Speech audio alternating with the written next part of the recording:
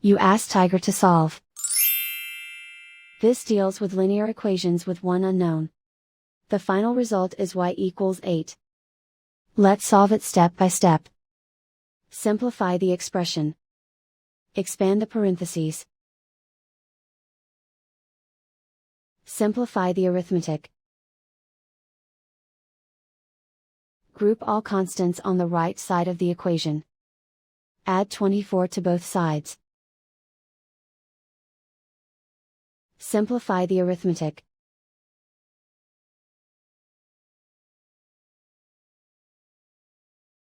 Isolate the y. Divide both sides by 6. Simplify the fraction. Find the greatest common factor of the numerator and denominator. Factor out and cancel the greatest common factor. And so the final result is y equals 8.